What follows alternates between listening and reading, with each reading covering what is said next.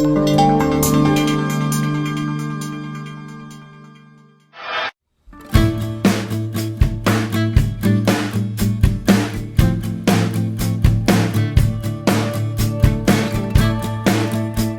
சொல்கிற விஷயங்களுக்கெல்லாம் மேலெல்லாம் கூட நிறைய நிறைய நிறைய நிறைய நாட்கள் நினச்சது உண்டு.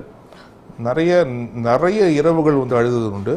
ஒரு டைம்லலாம் வந்து ரிப்பீட்டடிவாக ஒர்க் பண்ணிட்டே இருக்கணும். அதை வந்து ஃபிலிம்ஸ் அடுத்தடுத்து வந்துக்கிட்டே இருக்கும்.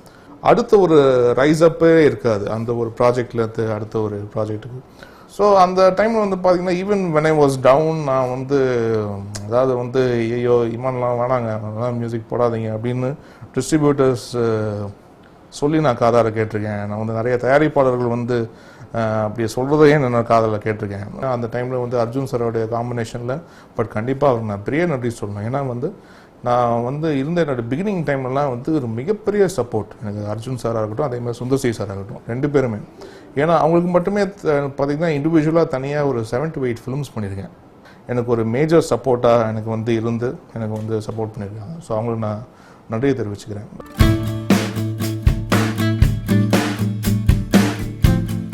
அதாவது இசையாக இருக்கட்டும், இயக்கமாக இருக்கட்டும், ஒளிப்பதிவாக இருக்கட்டும், சினிமாவே வந்து பார்த்திங்கன்னா ஒரு பர்டிகுலர் டீமை வந்து பேஸ் பண்ணி தான் சினிமா அப்படின்ற மாதிரிலாம் இன்றைக்கி கிடையவே கிடையாது. ஃப்ரெஷ் ஐடியாஸோடு வரக்கூடிய டேலண்ட்ஸ் வந்து ஏகப்பட்ட பேர் இன்றைக்கி வந்துக்கிட்டே இருக்காங்க. ஸோ அதனால் இன்றைக்கி வந்து இன்னாரோடைய காலகட்டம் அப்படின்ற மாதிரிலாம் வந்து யாரையும் வந்து சொல்ல முடியாது. எப்போவுமே வந்து ஒரு நல்ல பாடல்கள் வந்து வெற்றி பாடல்களாக இருக்குமா அப்படின்னு பார்த்திங்கன்னா அது ஒரு கேள்விக்குறி தான். வெற்றி பாடல்கள் எல்லாமே நல்ல பாடல்களா அப்படின்னு கேட்டால் அதுவும் ஒரு கேள்விக்குறி தான். ஸோ அதனால் வந்து அது ரெண்டுமே ஈக்குவேட் பண்ணுறதுன்றது கொஞ்சம் ஒரு சிரமமான விஷயம் தான். பட் அதை தாண்டி மக்களோட ரசனைக்கு ஏற்ற மாதிரி யாரெல்லாம் எப்பப்பெல்லாம் வந்து ப்ரெசென்ட் பண்ணுறாங்களோ அவங்க வந்து ஒரு சென்டர் ஸ்டேஜ் எடுத்துக்குவாங்க அந்த சமயத்தில். அப்புறம் அடுத்த இன்னொருத்தர் ஒரு ஹிட்டு கொடுக்கும்போது அவங்க வந்து சென்டர் ஸ்டேஜ் எடுத்துக்கிறாங்க அடுத்த டைம். ஸோ அப்படி தான் நடந்துட்டு இருக்கு. இது ரொம்ப ஹெல்த்தியான விஷயம்னு சொல்கிறேன்.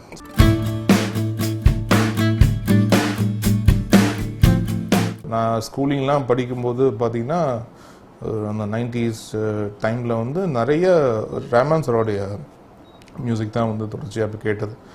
பட் அதை தாண்டி வந்து என்ன அறியாமலே எனக்குள்ளே போய் என்ன இப்போ ஆட்சி செஞ்சுட்டு இருக்கிறது பார்த்திங்கன்னா இளையராஜா சாரோடைய இசை தான்.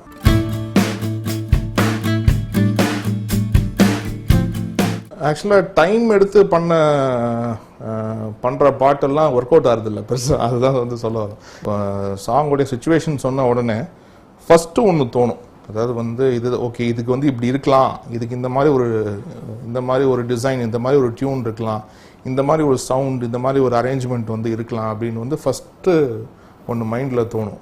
எனக்கு தெரிஞ்சு ஃபஸ்ட்டு ஆடியன்ஸ்னு பார்த்திங்கன்னா அந்த படத்தோடைய டைரக்டர் தான். ஸோ அவங்களுடைய மனசுக்கு ஏற்ற மாதிரி அவங்களுக்கு பிடிச்சி ஒர்க் பண்ணுன்றது தான் இங்கே. அதாவது இயக்குனர், படத்தோடைய இசையமைப்பாளர், அப்புறம் பாடலாசிரியர் 3 பேருமே உட்காந்து அந்த ஒரு நேர்கோட்டில் வேலை செஞ்சோம்னா மேக்ஸிமம் 20-25 மினிட்ஸ் அவ்வளோதான்.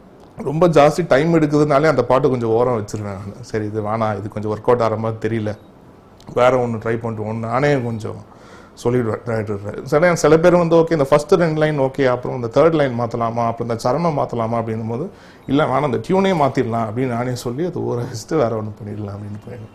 சாங் ஒரு படத்துக்கு ட்ரை பண்ணி அந்த படத்துக்கு போடாமல் அப்புறம் வேறு இன்னொரு படத்துக்கு வச்ச ஒரு பாட்டு அப்படின்னு வந்து சொல்லணும்னா ஊதா கலர் ரிப்பன் சொல்லலாம். அது வந்து ஆக்சுவலாக இனிஷியலாக தேசிங்க ராஜான்ற திரைப்படத்துக்காக முதல்ல அந்த போடப்பட்ட பாட்டு. பட் அந்த சாங் அந்த ஒரு பர்டிகுலர் சுச்சுவேஷனில் வந்து ஒர்க் பண்ணும்போது செட் ஆகலை. அந்த ஒரு இயக்குனர் வந்து அது வேணான்னு சொன்னனால சரி அதை வந்து எடுத்து இந்த படத்துக்கு வைக்கலாம், இந்த படத்துக்கு இந்த ஒரு கரெக்டான ஒரு இடம் இருக்குது, இது நம்ம வச்சு பார்க்கலாமா அப்படின்ட்டு. இன்ஃபேக்ட் லிரிக் கூட இன் சிங்க் இருந்தது, கரெக்டாக அது உட்கார வைக்கிற மாதிரி இருந்தது. ஸோ அதனால் வந்து போட்டு வந்து காமிச்சோம். அப்புறம் வந்து பொன்ராம் சாருக்கு ரொம்ப பிடிச்சது அந்த படத்தோட வருத்தப்படாத வாலிபர் சங்கம் படத்தோடைய இயக்குனருக்கு.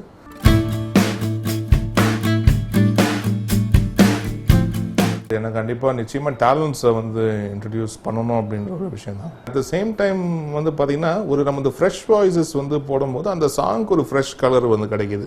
ஸோ அதுக்காகவே வந்து புது புது குரல்கள்லாம் வந்து தேடி போகிறேன். அப்புறம் அந்த பாடல்கள்லாம் வந்து வெற்றி அடையும் போது, பெருசாக வெற்றி அடையும் போது அந்த சிங்கருக்கு ஒரு மிகப்பெரிய அந்த அந்த அந்த ஒரு லைஃப் சேஞ்சிங் மூமெண்ட்டாக அது வந்து அது எனக்கு ரொம்ப மிரண்டு போன அந்த ஒரு வந்து ஒரு இன்சிடெண்ட் அப்படின்னு வந்து சொல்லலாம். ரொம்ப ஒரு எமோஷ்னலான ஒரு விஷயம்னு சொல்லணும்னா வைக்கம் விஜயலட்சுமி வந்து கொண்டு வந்தது தமிழுக்கு. அஃப்கோர்ஸ் அவங்க மலையாளத்தில் பாடல்கள் பண்ணியிருந்தாலும் தமிழுக்கு முதல்ல பாடின பாட்டு வந்து என்னமோ ஏதோ திரைப்படத்தில் புதிய உலகை அப்படின்ற ஒரு பாடல் தான்.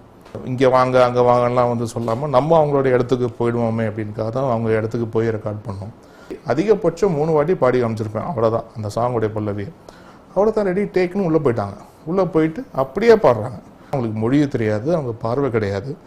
அதை தாண்டி வந்து அவங்க வந்து அதை அண்டர்ஸ்டாண்ட் பண்ணி அப்படி ஒரு 1 ஷாட்டில் அப்படி அடிக்கிறாங்கன்னும் போது அது வந்து மெய்சில் இருக்குது. வந்து இறைவனுடைய குழந்தை அவங்க.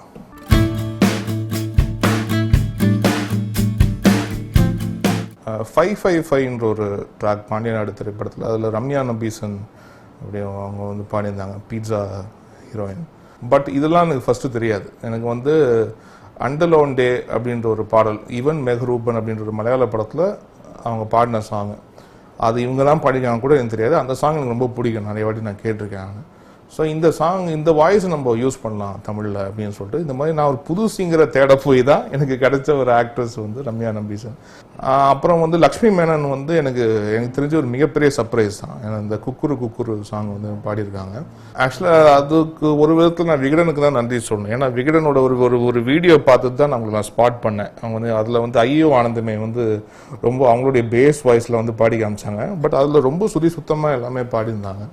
ஸோ அப்படி தான் கரெக்டாக அந்த குக்குரு குக்குரு அப்படின்ற சாங் வந்து அவங்க பாட வச்சோம்.